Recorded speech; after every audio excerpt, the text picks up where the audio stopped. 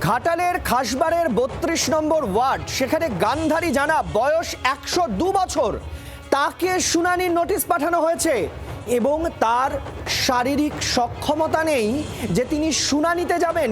১০২ বছর বয়স। ঘাটালের এই ঘটনায় আরও একবার হয়রানির অভিযোগ তোলা হচ্ছে। আপনাদের দেখাচ্ছি গত কয়েকদিন ধরে লাগাতার সেই হয়রানির ছবি, যেখানে ভোটাররা অভিযোগ করছেন যে তারা কেউ শারীরিকভাবে সক্ষম, কেউ বয়স ৮০, ৮৫, ১০২, তাদেরকে ডাকা হচ্ছে, তারা হয়রানির অভিযোগ করছেন।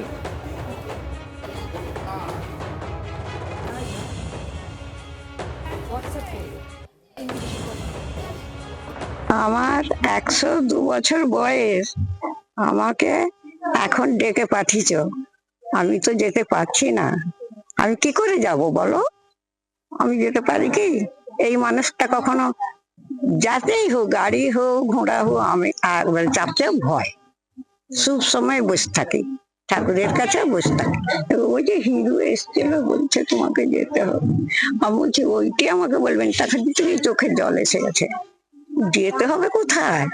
আমি তো যেতে পারবো না, মোটেই পারবো না।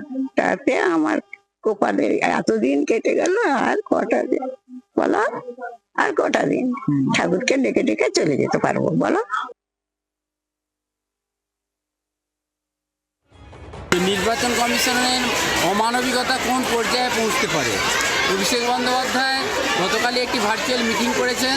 সেই মিটিংয়ে বলেছেন যে ৬০ বছরের ঊর্ধ্বে যাদের বয়স, ভোটাধিকার প্রয়োগের সময় তার ঘরে গিয়ে যদি নির্বাচন কমিশন ভোট নিতে পারে, ওয়ারেস এসআইআরের সময় কেন ৬০ বছরের ঊর্ধ্বে মানুষকে লাইনে দাঁড়াতে হবে? আমরা ধিক্কার জানাচ্ছি। অভিষেক বন্দ্যোপাধ্যায় আন্দোলন করছেন, আমরাও এই আন্দোলন করছি।